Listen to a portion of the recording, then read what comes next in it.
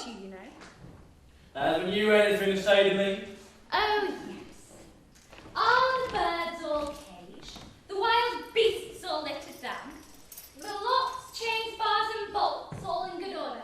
Is the little ease sufficiently uncomfortable? The racks, pincers and thumbscrews all ready for work? Ugh, you brute! These allusions to my professional duties are in doubtful taste. I didn't become a head jailer because I like head jailing. I didn't become an assistant tormentor because I like assistant tormenting. We can't all be sorcerers, you know. You brought that upon yourself. Colonel Fairfax is not a sorcerer. He is a man of science and an alchemist. Well, whatever he is, he won't be one for long. For he's to be beheaded today for dealings with the devil. His master almost had him last night when the fire broke out in the Beecham Tower. Oh, how I wish you'd escaped in the confusion. But take care, there's still time for a reply to his petition for mercy. I'm content to chance that. This evening, at 7:30. Ha! You're a cruel monster to speak so unfeelingly of the death of a young and handsome soldier. Young and handsome? How do you know he's young and handsome? Because I've seen him every day for weeks past taking his exercise on the Beecham Tower. Curse him! There, I believe you're jealous of him now. Jealous of a man I've never spoken to. Jealous of a poor soul who's to die in an hour. I am. I'm jealous of everyone and everything. I'm jealous of the very words I speak to you, because they reach your ears, and I mustn't get near them. How unjust you are. Jealous of the words you speak to me. You know as well as I that I don't even like them. You used to like them. I used to pretend I liked them. It was mere politeness to comparative strangers. I don't believe you know what jealousy is. I don't believe you know how it eats into a man's heart and disorders his digestion and turns his interior into boiling lead. Oh, you are a heartless jade to trifle with the delicate organisation of the human interior. Oh!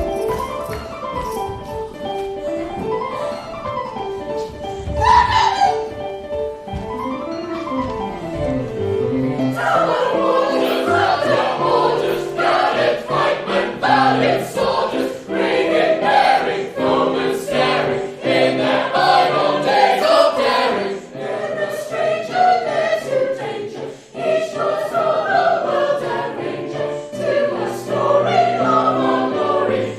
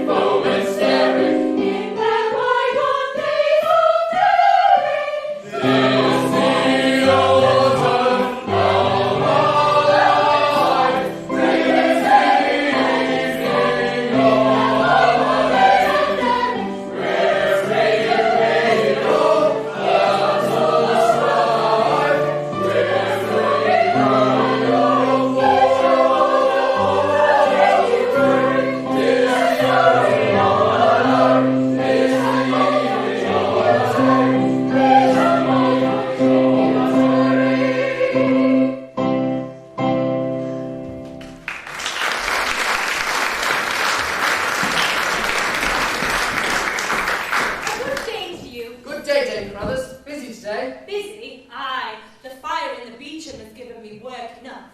A dozen prisoners all packed into one small cell not 6 feet square. Poor Colonel Fairfax, who's to die today, has had to be moved to number 14 the Cold Harbour, that he may spend his last hour alone with his confessor, and I've seen to that. Poor gentleman, he'll die bravely. I fought unto him 2 years since, and he valued life as if it were a feather. He's the bravest, the handsomest, and the best gentleman in England. He twice saved my father's life. It was a cruel thing, a wicked thing, and a barbarous thing that so gallant a hero should lose his head. For it's the handsomest head in England. For dealings with the devil, aye, if all were beheaded who dealt with him, there'd be busy doings on Tower Green. You know very well that Colonel Fairfax is a student of alchemy, nothing more and nothing less. But this wicked tower, like a cruel giant in a fairy tale, must be fed with blood. And that blood must be the best and bravest in England, or else it's not good enough for the old blunderbuss. Silence, you silly girl, you know not what you say. I was born in the old keep, and I've grown grey in her, and please God I shall die and be buried in her. And there is not a stone in her walls that are not as dear to me as my own right hand.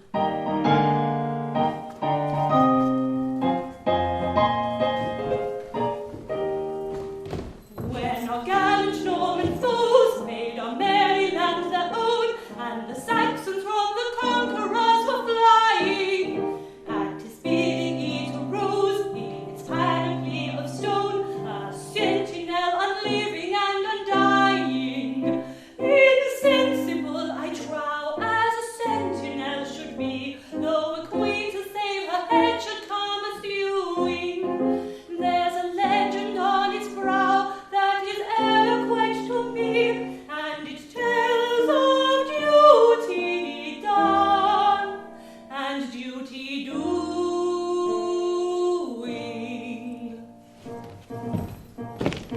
The screw may twist and the rag may turn, and men may bleed and men may burn.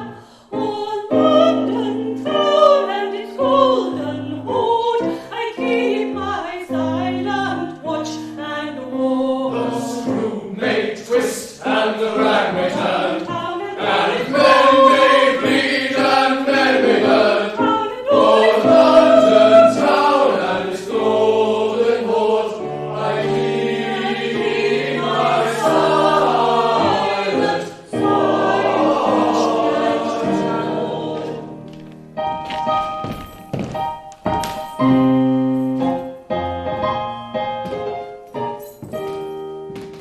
Within its wall of rock, the flower of the grave has perished with a constancy unshaken. From the tower to the block, from the scaffold to the grave, is a journey many gallant hearts have taken. And the wicked flames may hiss round the heroes who have fought for conscience and for home in all its beauty. But the grim old fortalice takes a little heed of aught that comes not in the measure of its duty.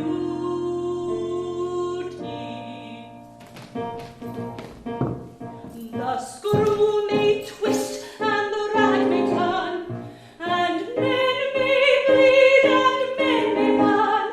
O'er London town and its golden hoard I keep my silent watch and ward. The screw may twist and the rag may turn, Town and all and its men may bleed and men may burn. town and all O'er its London town and its golden hoard, I keep my silent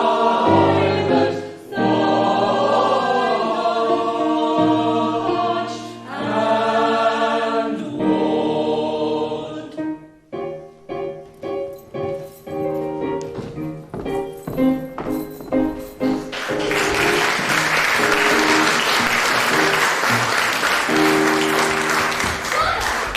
Has no reprieve arrived for the poor gentleman? No violence. But there is one hope yet. Thy brother, Leonard, has been appointed a yeoman of the guard, and he arrives today from Windsor, where the court is. so he may yet bring the reprieve with him. Oh, that he may. Amen to that.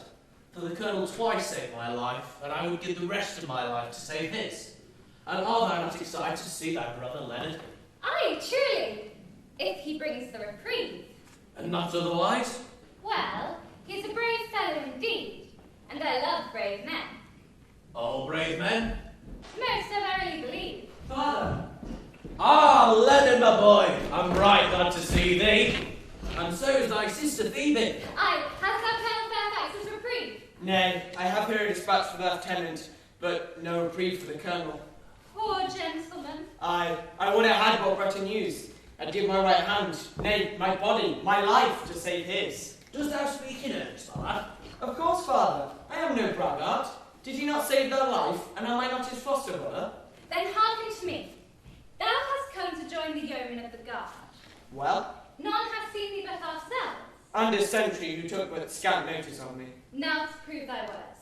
Give me the dispatch and get thee hence at once. Lie hidden for a space and let no one know. We shall convey a suit of yeoman's uniform to the colonel's cell. He shall shave so that none may know him.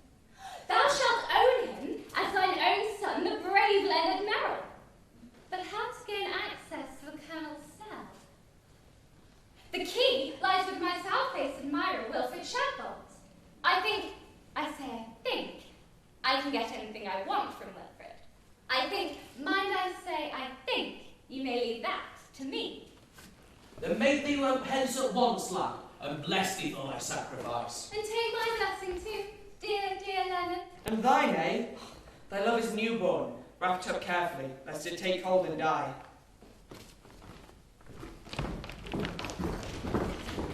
Oh, they bring the poor gentleman from the Beauchamp. Oh, his hour is not yet come. Halt! Colonel Fairfax, my old friend, we meet again, but sadly. Sir, I greet you with all goodwill, and I thank you for the zealous care with which you have guarded me from the pestilent dangers which threaten human life outside. Oh, I cannot bear it. Nay, pretty one, why weepest thou? Come, be comforted. 'Tis easier to die well than to live well, for in sooth, I have tried both.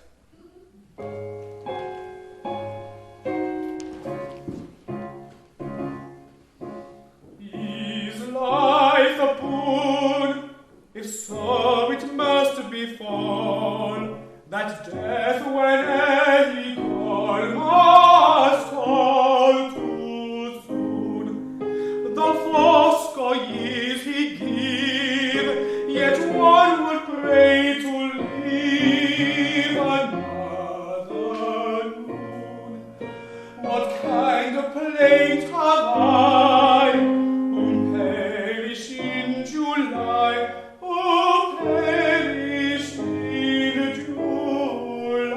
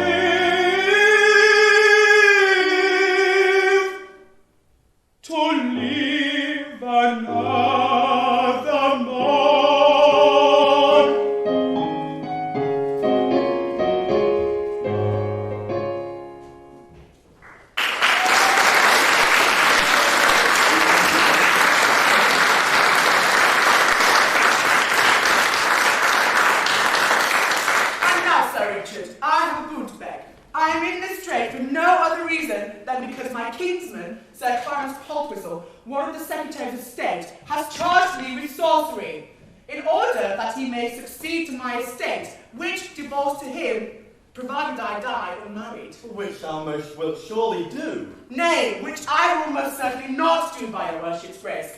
I have a plan to thwart this good cousin of mine. How? By marrying forthwith, surely. Heaven of mercy, whom wouldst thou marry? Nay, I am indifferent on that score. So, good lieutenant, if thou canst find me the first lady that comes, my confessor shall marry us, and her dower shall be my dishonoured name, and 100 crowns to boot. I'll see what I can do. Thanks, good fellow. We meet on this spot again in an hour or so. I shall be a bridegroom then, and you will wish me well. Till then, farewell. I am ready, good fellows. He is a brave man, and it is a pity that he should die. Now, how to find him a wife at such short notice? Well, the task should be easy.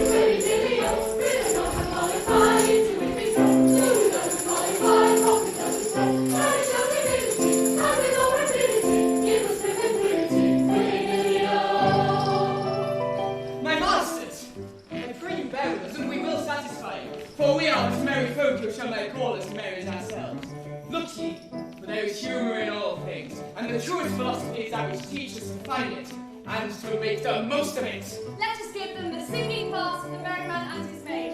Therein is a song and dance too. I, the merry man and his maid.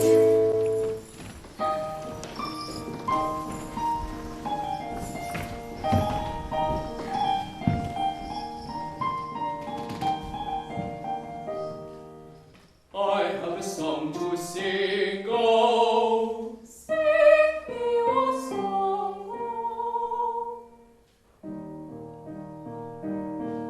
It is sung to the moon by love-lorn moon, who fled from the mocking throng. Oh, it's a song of a merry man moping mum, whose soul was sad and whose glance was glum, who sipped no sop and who craved no crumb, as he sighed for the love of a lady. Lady, lady, misery me, lack-a-day-dee. He sipped no sop and he craved no crumb, as he sighed for the love of a lady. I have a song to sing, What is your song, oh? It is sung with a ring of the songs we sing, who loved with a love like long. It's a song of a merry maid, clearly proud, who loved her lord and who loved her lad, at the moan of the merry man moping mum, whose soul was sad and whose glance was glum, who sipped no sop and who craved no crumb, as he sighed for the love of a lady. Lady, lady, misery me, lack-a-day-dee. He sipped no sop and he craved no crumb, as he sighed for the love of a lady. I have a song to sing, oh. Sing me your song, oh. It is sung to the knell of the churchyard bell and the doleful dirge ding-dong. Oh, it's a song of a popinjay bravely born, who turned up his noble nose with scorn at the humble merry maid peerly proud, who loved her lord and who laughed aloud at the moan of the merry man moping mum, whose soul was sad and whose glance was glum, who sipped no sop and who craved no crumb, as he sighed for the love of a lady.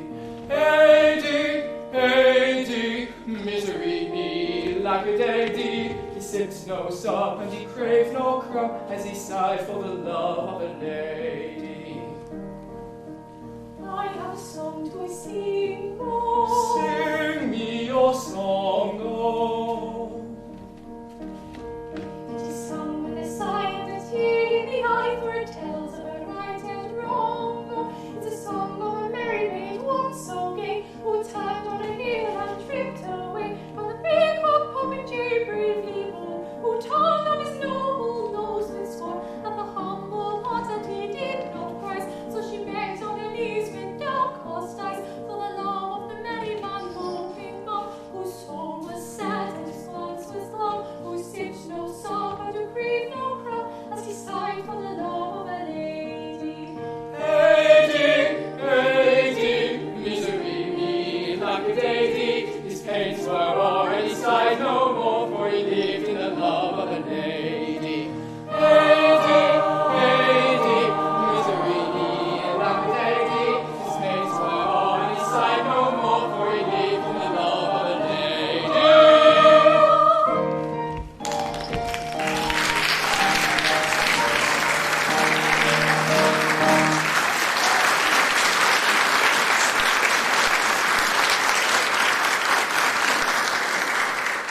Well sung. Well done. Give to that fine maiden. No, Dad, this is going too far. Thou does not seem human in it, eh? Well, there's human in all things, even in this. What is this bother? Sir, we sent these folk, and they would have repaid us with gross courtesy. But for your honour's coming. Away with you. Now, my girl, who are you and what do you here? Be it please you, sir, we are two strolling players, Jack Hoyt and I, Elsie Maynard, at your worship service. We go from fair to fair, singing, dancing, and playing brief interludes, and so we make a poor living. You too, eh? And you are man and wife. No, sir. For though I am a fool, there is a limit to my folly. Her mother, Bridget Maynard, travels with us, for Elsie is a good girl, but the poor woman is bedridden with fever, so we've come here so we can pick up some silver to buy medicine for her. Ah, hark ye, girl, your mother is ill, Sorely ill, sir. and would have good food and many things that thou canst not buy. Alas, so it is too true. Wouldst thou earn 100 crowns? 100 crowns! They might save her life. Then listen. A worthy but unhappy gentleman is to be beheaded in an hour on this very spot. For sufficient reasons he desires to marry before he dies, and he has asked me to find him a wife. Will thou be that wife? The wife of a man I have never seen. Look here, sir, I'm concerned in this. Though I'm not yet wedded to Elsie Maynard, time works wonders. There's no knowing what the future may hold for us. Have I your honour's words that this man will die today? Nothing is more certain, I grieve to say. And the maiden will be allowed to depart once the ceremony is at an end. The very instant I pledge it on my honour. 100 crowns. 100 crowns. For my part, I consent. It's for Elsie to speak. How say you, maiden, will you wed a man about to lose his head? For half an hour you'll be a wife, and then the dower is yours for life. A headless bridegroom why refuse?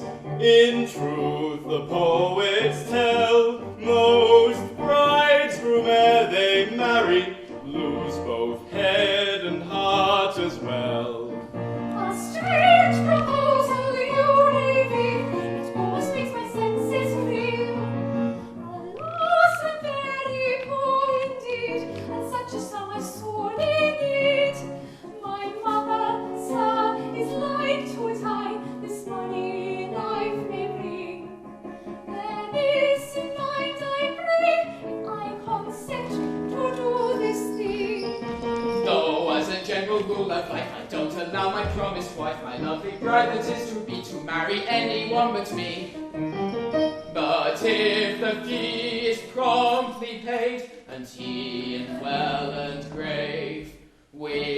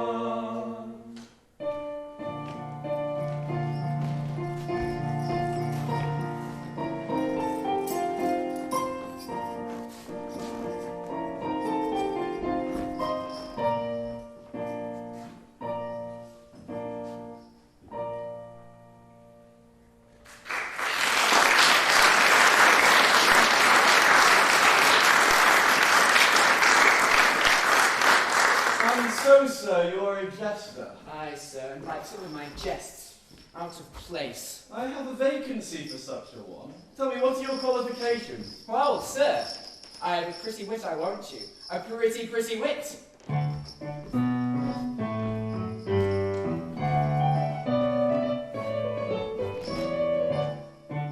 I drag and joke, and whip and crank, full of folk, and men of rank.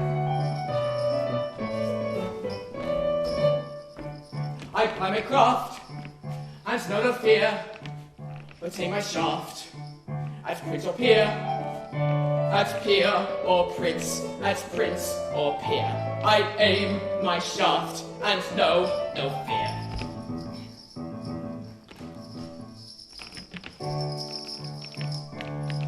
I've listened from the east and from the west, that's subject to no academic rule. You may find it in the jeering of a jest, or distill it as the folly from a fool. I can teach you with a quip if I've a mind. I can trick you into learning with a laugh. For winnow on my folly, and you'll find a grain or two of truth among the chaff. For winnow on my folly, and you'll find a grain or two of truth among the chaff. I can set a rabbit quailing with a quip. The upside I can wither with a win. He may wear a merry laugh upon his lip, but his laughter has an echo that is grim. When they're offered to the world in merry guise, unpleasant truths are swallowed with a will. For we know all my folly, and must also gild the philosophic pill. For he would make his fellow creatures wise, should always gild the philosophic pill.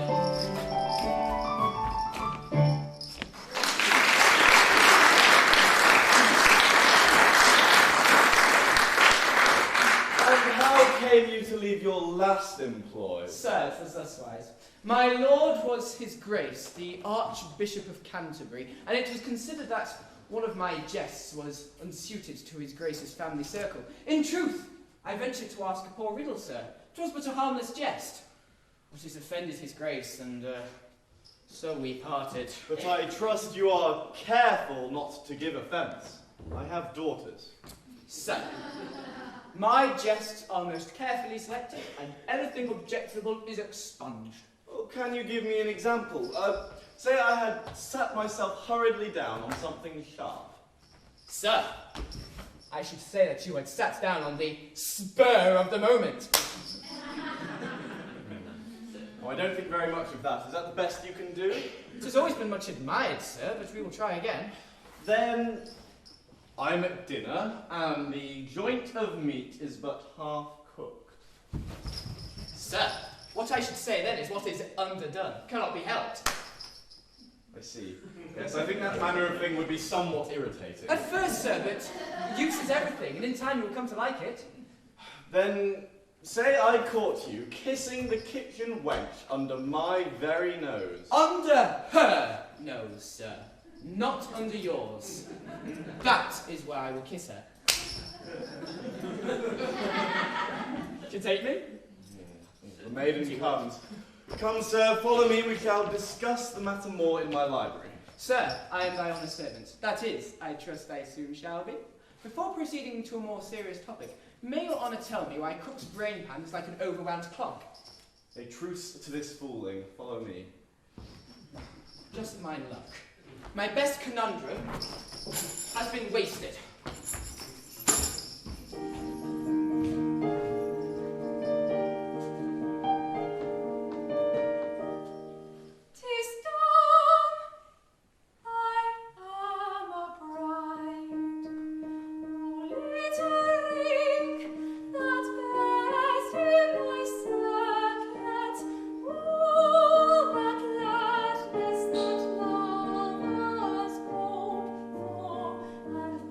Oh,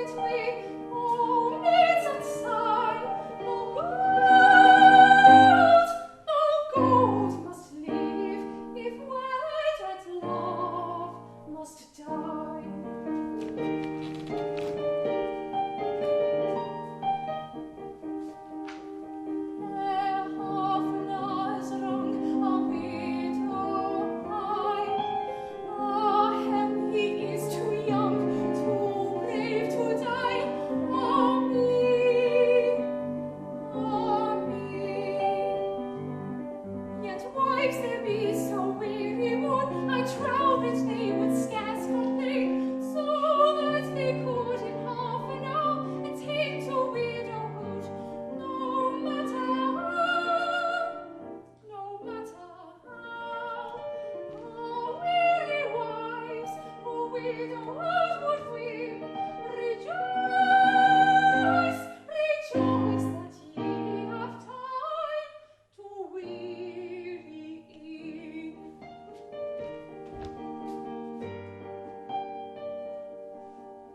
Oh weary wives, oh widowhood would we rejoice,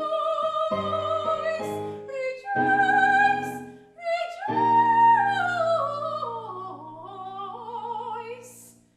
Oh weary, weary wives, rejoice.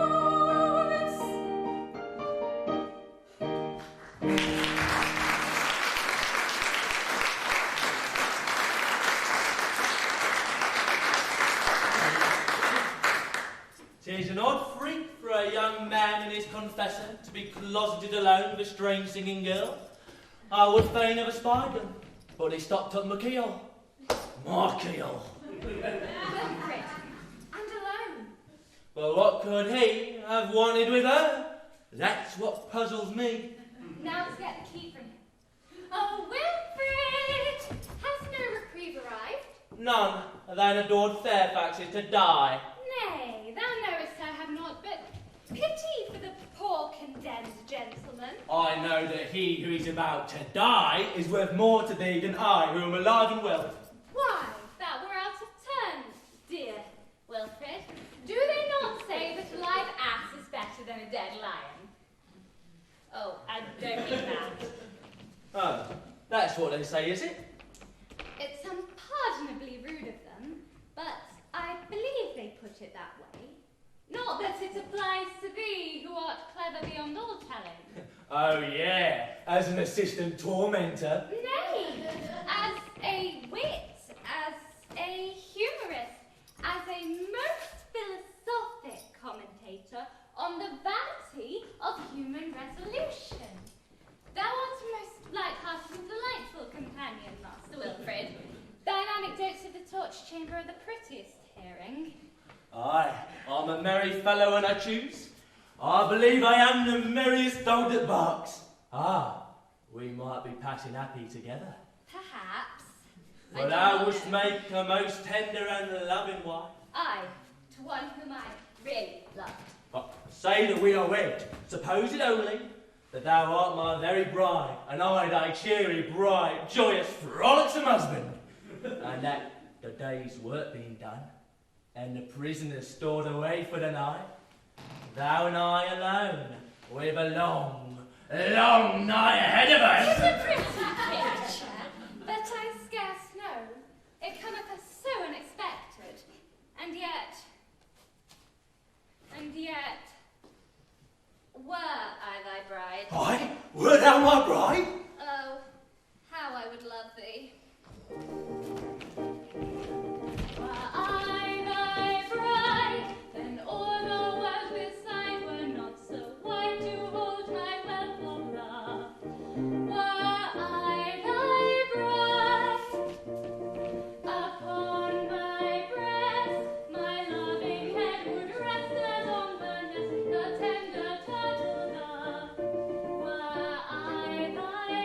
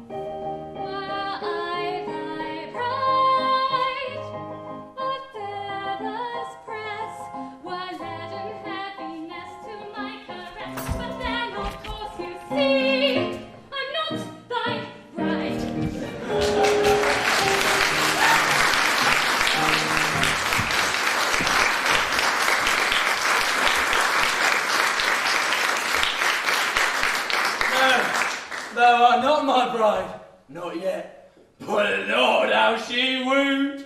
And this is not the wooing of the common order. This is the wooing of one who needs must woo, lest she die for it. Lest she die for it.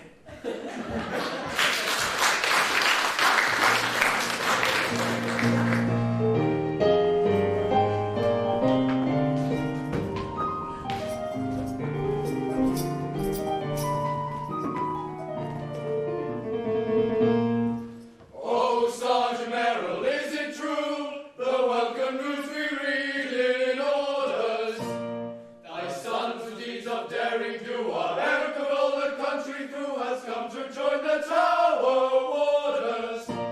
If so, we come to meet him, that we may fitly greet him, and welcome his arrival here with shout on, cheer on, cheer, hurrah, hurrah, hurrah. The Tower Warders, nursed in war's alarms, suckled on gunpowder and wind on glory. Behold his son, whose whole affluing arms have formed the theme of many a song and story. Forgive his aged father's pride, nor jeer his aged father's sympathetic tale. Forbear, my friends, and spare me this ovation. I have small claim to such consideration. The tales that of my prowess are narrated have been prodigiously exaggerated. Prodigiously exaggerated.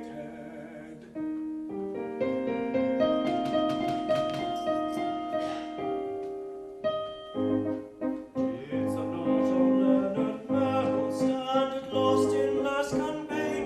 Rescue it at deadly peril, bear it safely back again. And Merrill, as Merrill, bore it safely back again. 'Tis not one prisoner taken, and debarred from all escape. Faced with gallant heart unshaken, death in most appalling shape. Truly I was to be pitied, having but an hour to live. I reluctantly submitted. I had no alternative.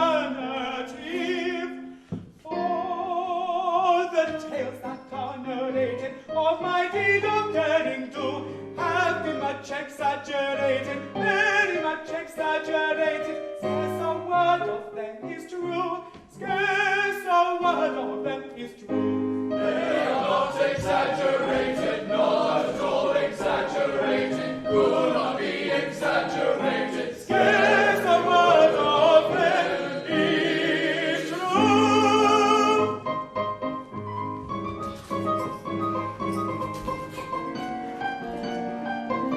Leonard, I beg your pardon.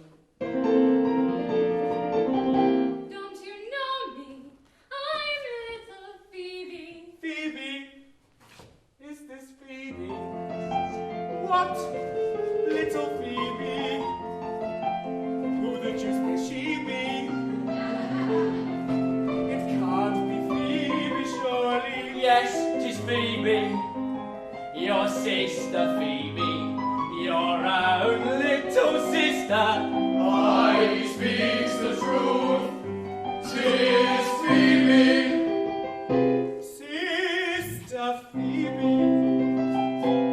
Oh, my brother. Why, how you've grown. I did not recognize you. So many years. Oh, my brother. Oh, my sister. Oh, sister. Oh, sister.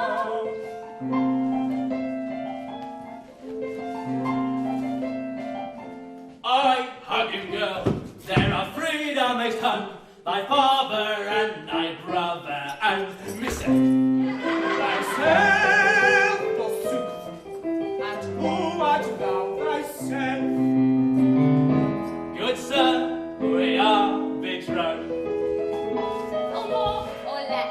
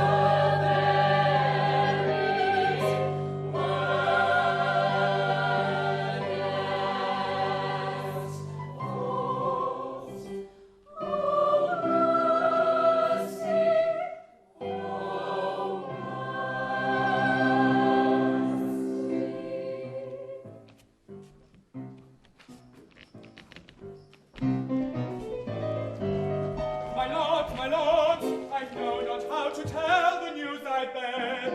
I and my comrades sought the prisoner's cell. He's not there.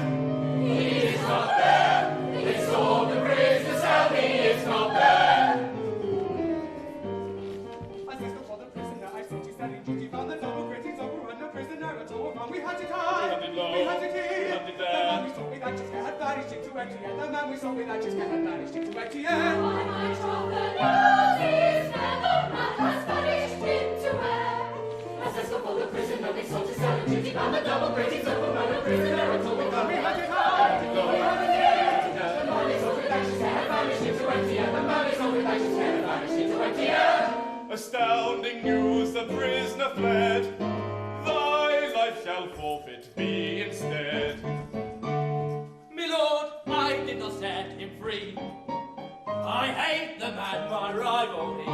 The prisoner gone of all Thy again. life shall forfeit be instead. Could have helped him to escape. My lord, I did not set him free. I can't imagine who. I've no idea until I knew. His escape and traces lurking. Chapman must have been at work. What I don't know was. Indeed, I can't imagine who. I've no idea until I knew.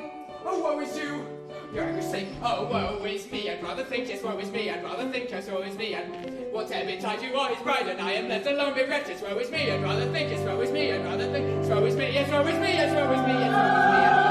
Oh, frenzy, frenzy with despair, I rave. The grave is cheated on his due. Who is this misbegotten name? Who has contrived this thing to do? Let's search, we ring throughout the land for my vindictive anger. 1,000 marks, 1,000 marks, who brings him here alive or dead? Who brings him alive or dead? 1,000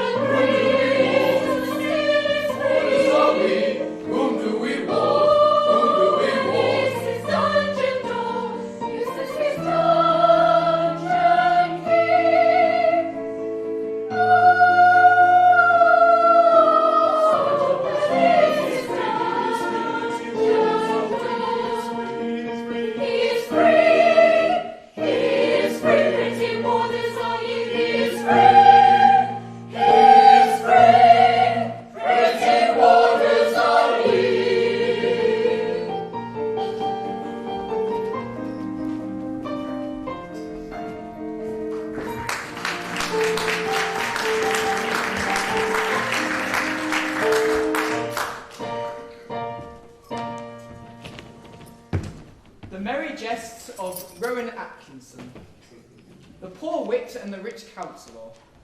A certain poor wit, being hungry, did come across a well-fed counsellor. Marry fool, quoth the counsellor, whither away? In truth, replied the poor wag, in that I have eaten naught these 2 days, I do wither away, and right rapidly.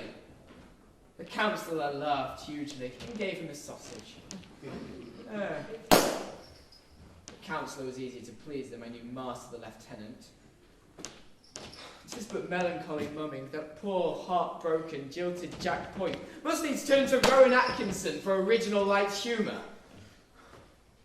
Ah, Master Point. Ah, friend jailer. Jailer that was. Jailer that never shall be more. Jailer that jail not. Or if jail he did, 'twas but Jerry jailing or jailing in joke. No joke to him who through un jailer like jailing did so jeopardize his jailership. Come, take heart. Smile. Laugh, wink, twinkle. Thou tormentor that tormentest not. Thou art a racker that rackest not. Thou pincher out of place. Come, take heart and be merry, as I am. As I am. It's well for thee to laugh. Thou hast a good post, and good cause to be merry. Cause? Have we not all cause?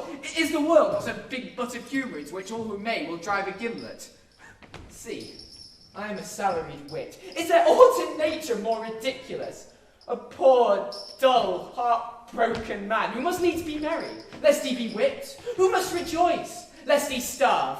A man who must jest you, jibe you, whip you, crank you, rack you, riddle you, from hour to hour, from day to day, from year to year, lest he dwindle, perish, starve, pine, and die.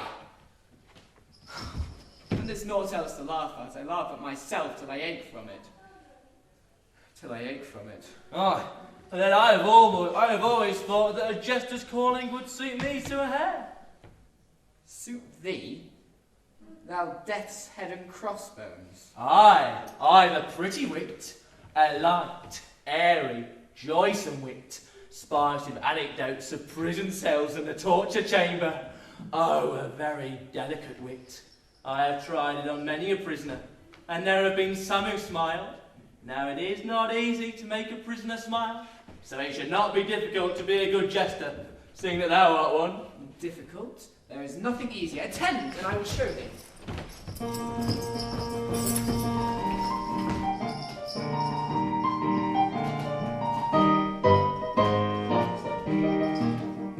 Oh, a private buffoon is a light-hearted loon if you listen to popular rumour. From the morn till the night he's so joyous and bright, and he bubbles with wit and good humour. He's so quaint and so turns both in prose and in verse, yet though people forgive his transgression, there are 1 or 2 rules that all family fools must observe if they love their profession. There are 1 or 2 rules, half a dozen maybe, that's all family fools of whatever degree must observe if they love their profession. If you wish to succeed as a jester, you'll need to consider each person's irregular. What's alright for B makes a scandal like C, for C is so very particular. And D may be dull and E's very thick skull, as empty as brains the ladle. Yet F is F sharp, and will cry with a carp, as he's known your best joke from his cradle. When your humour they flout, you can't let yourself go, but it does put you out when a person says, oh, I have known that old joke from my cradle. Though your head is may rack with a bilious attack and your senses with toothache are loosening, don't be mopey and fast, they don't find you for that if you're properly quaint and amusing. Though your wife ran away with a soldier that day and took with her your trifle of money, bless your heart, they don't mind. They're exceedingly kind. They don't blame you, so long as you're funny.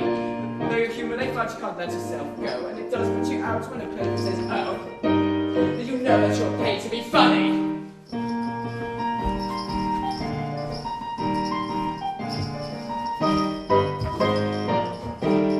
And so, thou wouldst be a jester, eh? Aye! Then listen.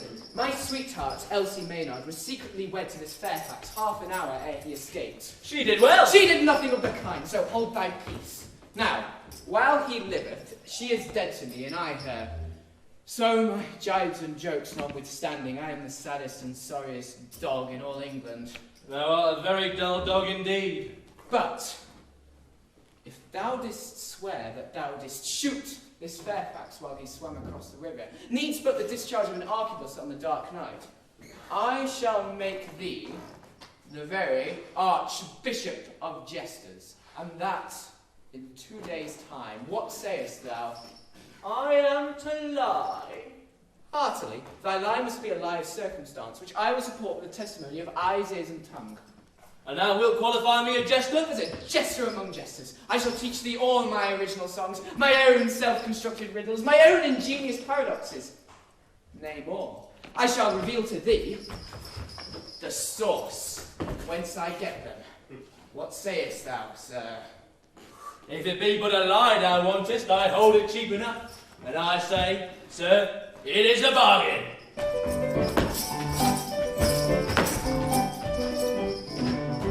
Hereupon we both agreed, all we two do agree to secure by solemn deed, to prevent all error mental. You will now see us a call with a story grim and gory. How this Fairfax died and all, I declare to, you to swear to. I just swear to, I declare to, I just swear to, I declare to, I declare to, I declare to, I just swear to. Tell a tale of Cock and Bull, of convincing detailful. Tale tremendous and defenders, what a tale of Cock and Bull.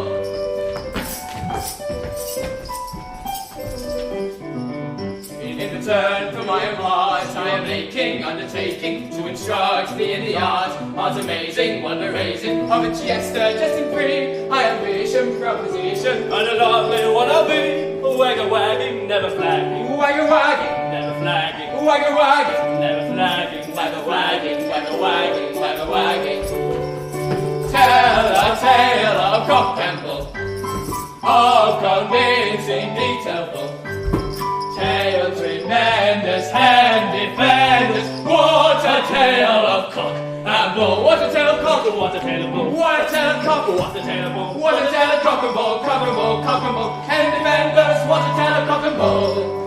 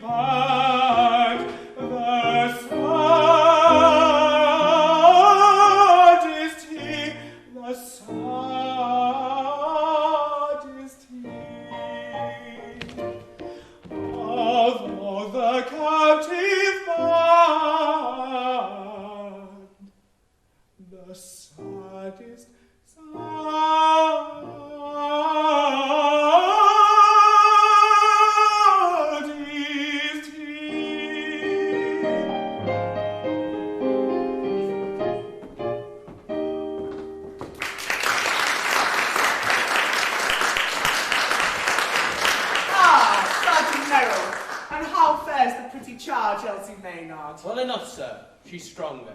She leaves us tonight. Thanks to Dame Carruthers' kind nursing, eh? Aye, juice. Take the old witch. 'Twas a sorry trick you played me, sir, bringing the fainting girl. It gave an excuse to the old lady to take up quarters in my house, even though the last 2 years I've shunned her like the plague. I think if she'd stayed another night, she'd have married me. Good Lord, here she comes again. I'll go. Nay, Sergeant Merrill, don't go. I have something of grave import to say to thee. It's coming. Ill faith, I think I'm not wanted here. Oh, nay, Master Leonard, I've naught to say to thy father that his son may not hear.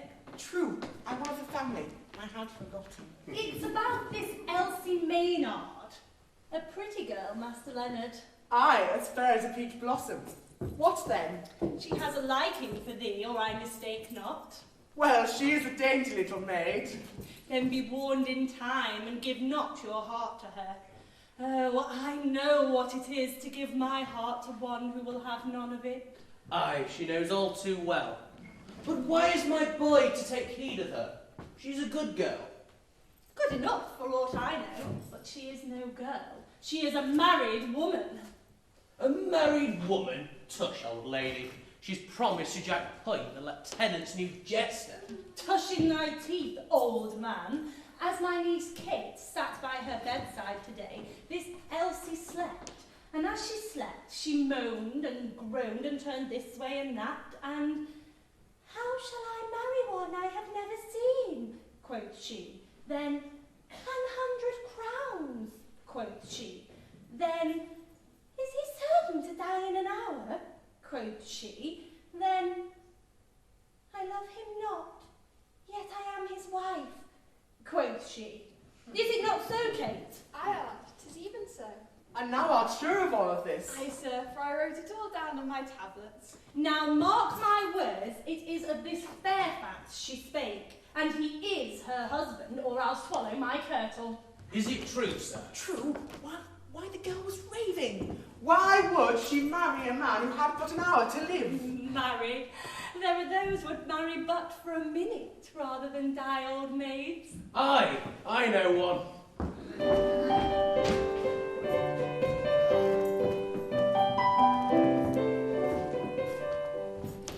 Strange adventure, maiden wedded to a croon she's never seen, never seen. Groom about to be beheaded, near an hour on Tower Green. Tower Green. Groom in dreary dungeon lying, room as good as dead or dying, for a pretty maiden sighing, pretty maid of 17.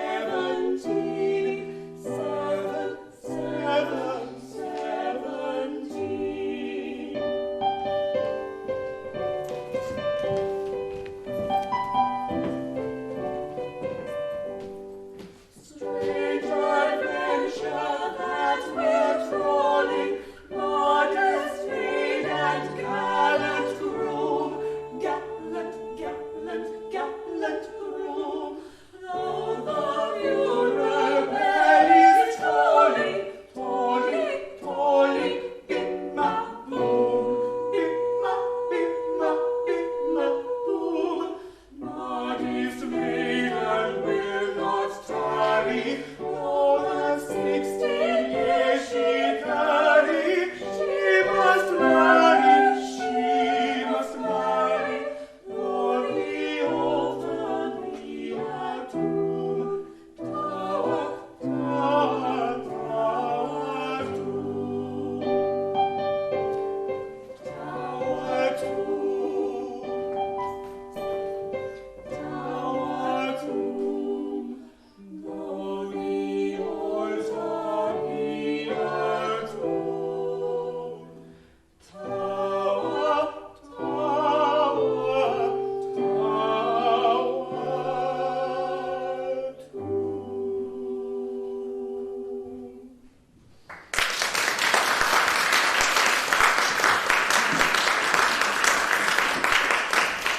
Sir, my mysterious bride is none other than this winsome Elsie. I could have heard words with my eyes open. But she comes, now to test her principles. 'Tis not every husband that has a chance at wooing his own wife. Mistress Elsie, Master Leonard. so thou leavest us tonight. Yes, Master Leonard. I've been kind pretended, and I almost fear I am loath to go. And this Fairfax, thou wast glad he escaped. Why, truly, Master Leonard, it is a sad thing that a young and gallant gentleman should die in the very fullness of his life. So, when thou didst faint in my arms, it was for the joy to safety. It may be so. I was highly wrought, Master Leonard, and I am but a girl, and so when I am highly wrought, I faint. But dost thou know that I am consumed with a parlous jealousy? Thou? And of whom? Why, of this Fairfax, surely. Colonel Fairfax? I, Elsie, may I be frank with thee? Elsie, I love thee ardently and passionately. Elsie, I have loved you these 2 days, which is a long time, and I would fain join my life with thine.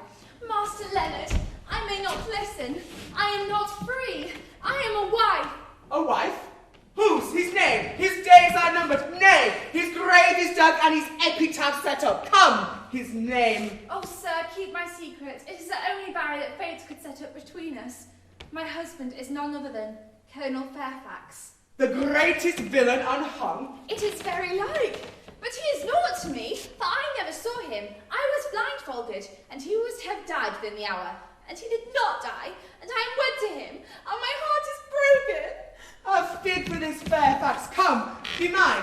He will never know. He dare not show himself. And even if he did, what wouldst thou be with him? Oh, fly with me, Elsie. We'll be married tomorrow, and you will be the happiest wife in all of England. Oh, Master Leonard, for shame, for shame. I am wed, not the less because I love not my husband. I am a wife, and I have a duty.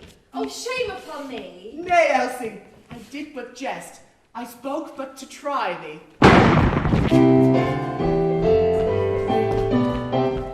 Hark, what was that, sir?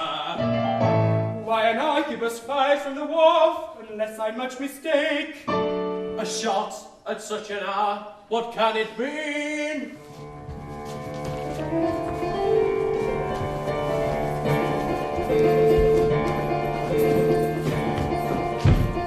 Now what would that have been? A shot so late at night, enough to cause a fright. What can the portrait mean? Although in the land is London to be read, what true is very safe, what danger is at hand? What danger is at hand?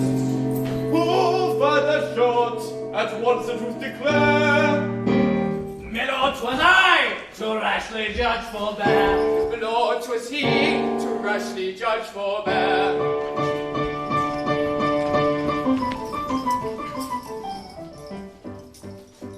Like a ghost is vigil keeping, Or a spectre all appalling. or the elder figure creeping. I would rather call it crawling. He was creeping, He was crawling. he was creeping, creeping, Crawling. He was creeping, He was crawling. he was creeping, creeping, Crawling. Not a moment's hesitation, I myself upon him flung. With a horrid exclamation to his draperies he hung. Then we closed on one another in a rough and tumble smother. Colonel Fairfax and no other was the man to whom I clung. Colonel Fairfax and no other, Colonel Fairfax and no other, Colonel Fairfax and no other was the man to whom he clung.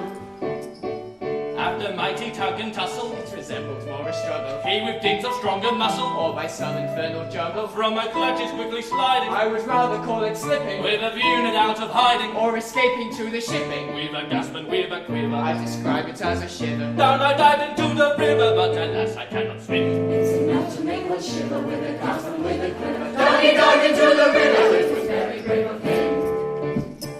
Ingenuity is catching, with a view my king of pleasing, arquebus from sentry snatching. I would rather call it seizing. With an ounce or two of lead, I dispatched him through the head. With an ounce or two of lead, he dispatched him through the head. I discharged it without winking, little time I lost in thinking, like a stone I saw him sinking. Like a heavy lump of lead, he discharged him without winking, little time he lost in thinking. Like a stone I saw him sinking. Like a heavy lump of lead, Like a stone, me boy, I said. like a heavy lump of lead, Like a stone, me boy, I said. like a heavy lump of lead. Anyhow the man is dead, whether stone or lamp of lead. Anyhow how the man is dead, where the stone old uncle fled. After past and century seizing with the view is king of pleasing. After past and century seizing with the view is king of pleasing. Wilfred shouting through the hair that he's very, very dead. And it matters very little where the stone old uncle fled. It is very, very certain that he's very, very dead. Stone! Lead!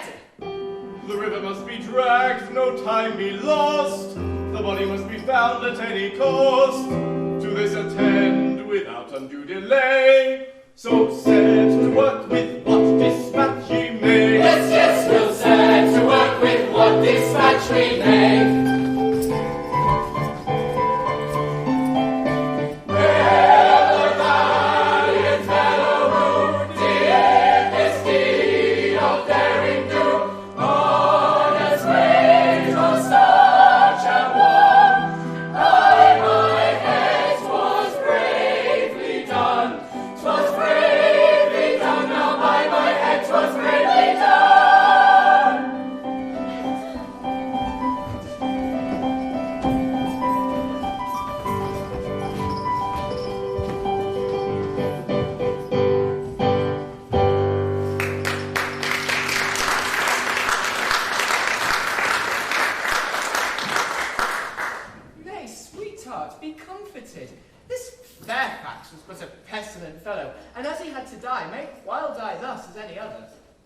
Was a good death. Still, he was my husband, and had he not been, he was nevertheless a living man, and now he is dead. And so, by your leave, my tears may flow freely, Master Point. And thou didst see all of this? Aye, with both eyes at once, this and that. The testimony of one eye is naught, he may lie, when it has been corroborated by the other, as is evidence to show that none may gainsay. Here are both present in court and ready to swear by him. But art thou sure it was Colonel Fairfax? Saw you his face? Aye, and a plague ill-favoured face it was as well. If ever I come to life again, thou shalt pay for this, Master Point. Now, Elsie, thou art free to choose again, so behold me.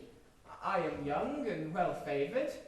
I have a pretty wit, I can jest you, jibe you, quickly, crank Tush, you. man! Thou knowest not how to woo.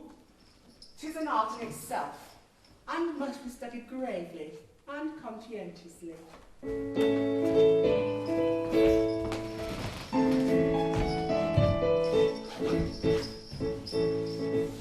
A man would woo a fair maid, should apprentice himself to the trade, And study all day in methodical way how to flatter, cajole, and persuade. He must apprentice himself at 14, and practice from morning till even. And when he's of age, if he will and engage, he must capture the heart of the queen, the heart of a queen. It is purely a matter of skill, which all may attain if they will, that every Jackie must study the nut if he wants to be sure of his Jill, if he wants to be sure of his Jill.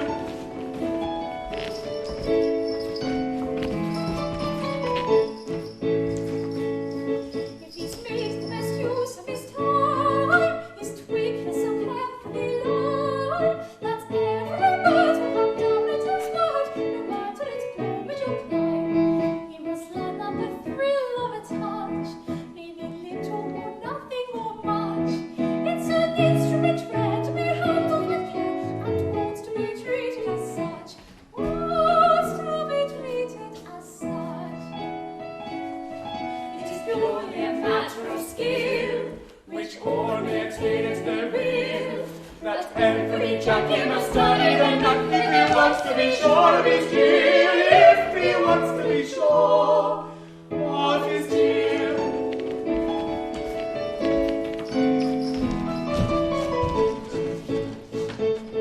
Then a glance may be timid or free, it will vary in mighty degree, from an impudent stare to a look of despair that no maid without pity can see. And a glance of despair is no guide, it may have its ridiculous side, it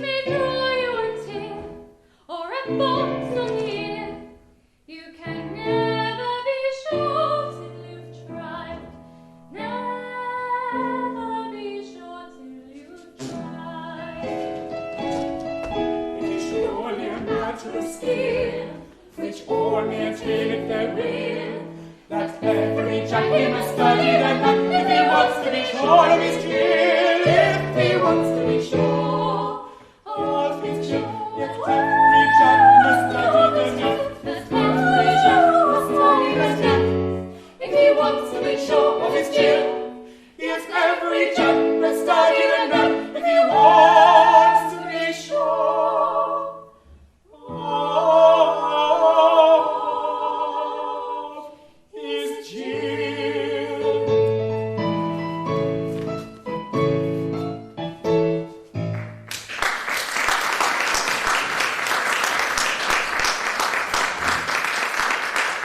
Now listen, 'tis done thus. Mistress Elsie, there is one here whom, as thou knowest, loves thee right well. That he does right well. He is but a man of poor estate, but he hath a true and trusting heart.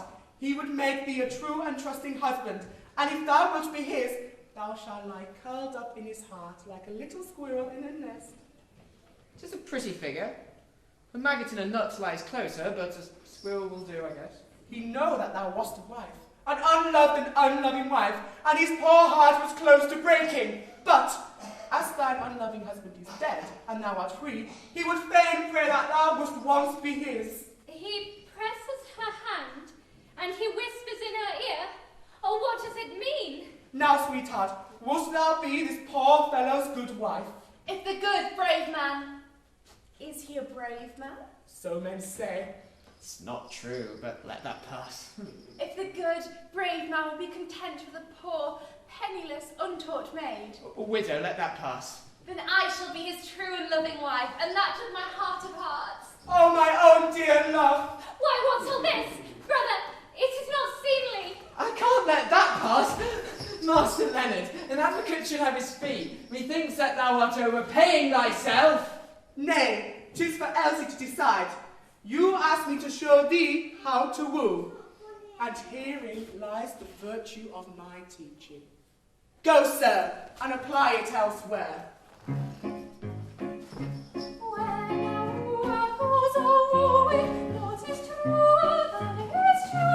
Maiden blushing, all is suing, boldly blushing, bravely coy, bravely coy, boldly blushing. Oh, the doing and undoing, oh, the sighing and the sewing, when a wooer goes a-wooing, oh, the sweets that never cloy.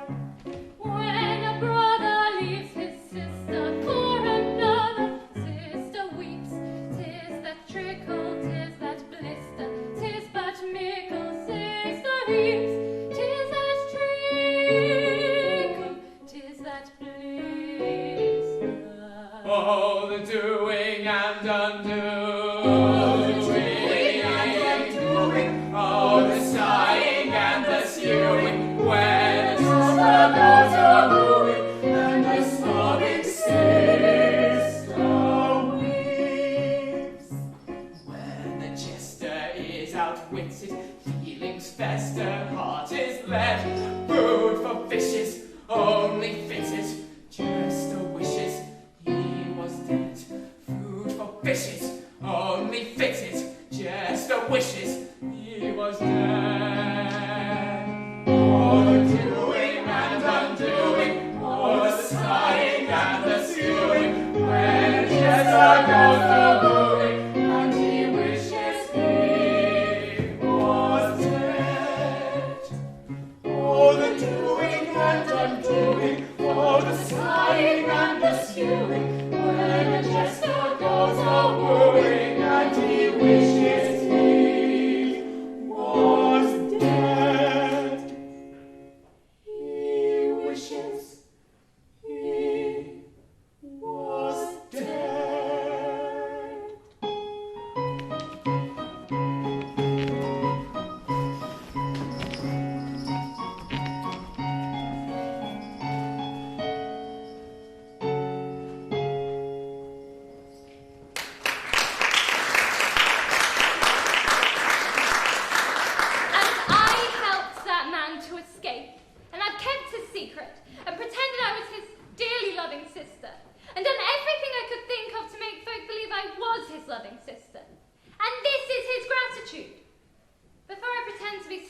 anybody again. I'll turn nun and be sister to everybody, one as much as the other. In tears, eh?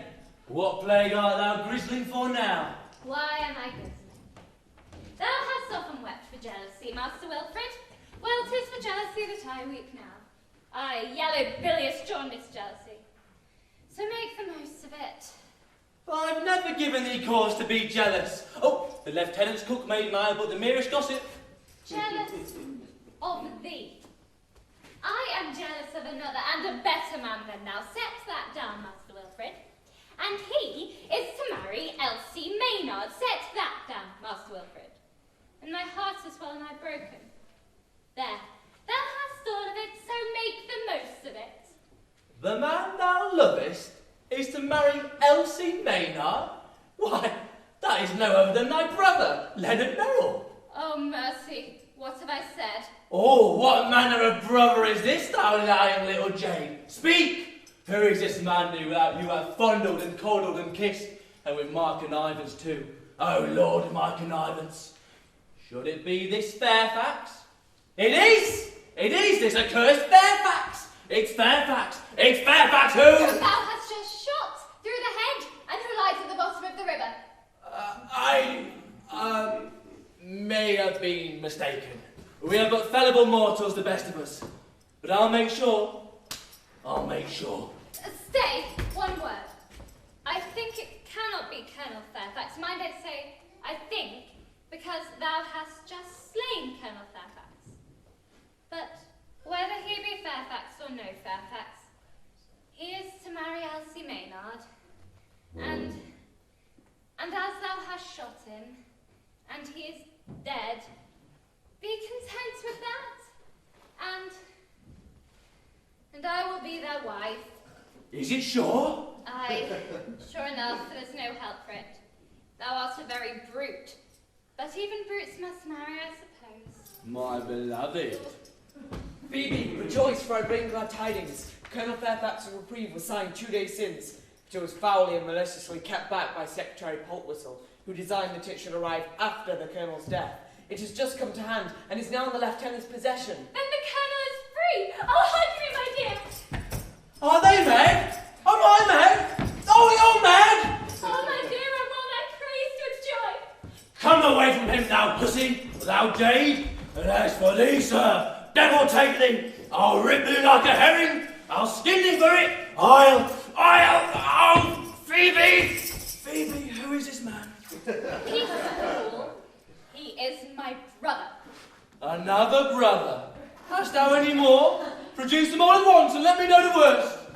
This is the real Leonard Dolt. The other was but his substitute. The real Leonard, I say, my father's own son. How am I to know this? Doth he have rubber writ large across his brow? I mistrust our brothers. Thou art a false jade. Now, Wilfred, be just. Truly I did deceive thee before, but it was to save a precious life, and save it not for me, but for another. They are to be wed this very day. Is not this enough for thee? Come, I am thy Phoebe, thy very own, and we shall be wed in a year. Or 2. Or 3 at the most. Is not that enough for thee? Aye.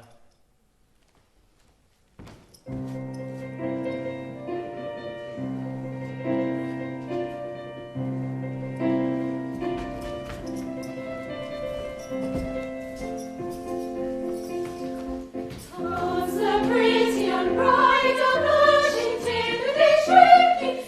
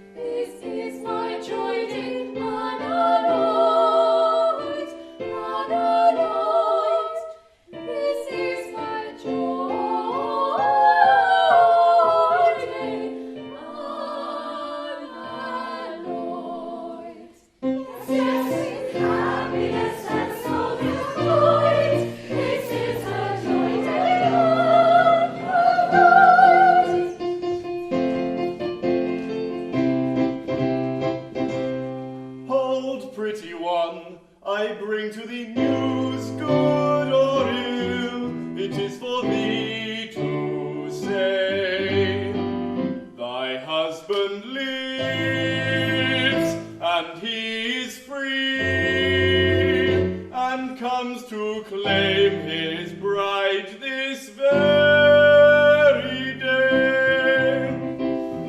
No, no, recall these words, it cannot be. Oh, dear terror, oh, dear terror,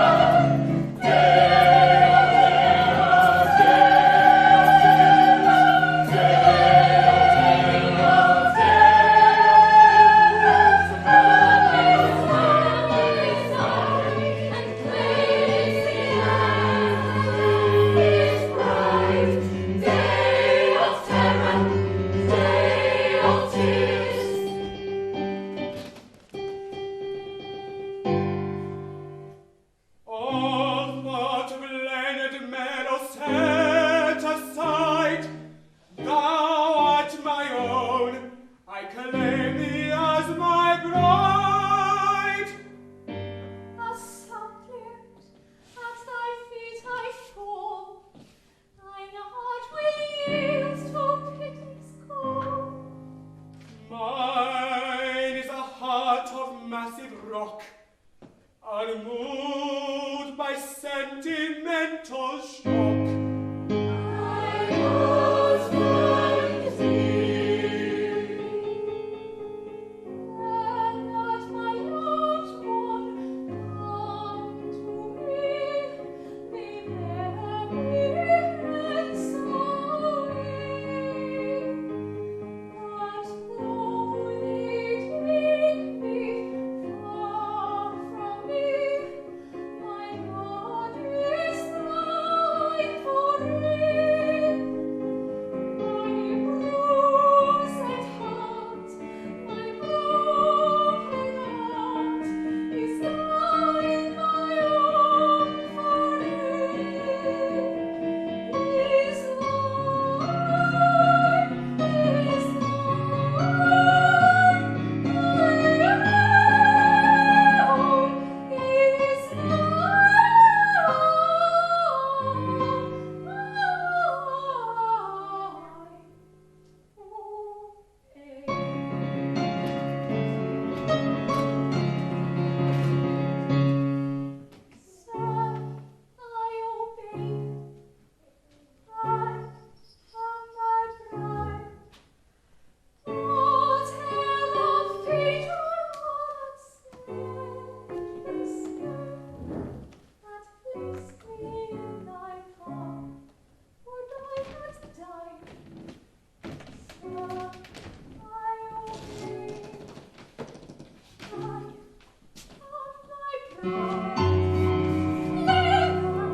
My own! With happiness my soul is bright. This is the joy they are alive. Yes, with happiness our souls are bright. This is the joy they are alive. With happiness our souls are bright. This is the joy they are alive. The joy they are alive. Alive. Of thoughtless crew, ye know not what ye do. Attend to me, and shed a tear or two. Oh, I have a song to sing. Oh, Sing me your song, Lord. it is sung to the moon, my love, forlorn, who fled from the mocking throng. It's a song of a merry man roving up, whose soul was sad and whose glance was glum, who sings no psalm and who craved no crumb, as he sighed for the love of a lady.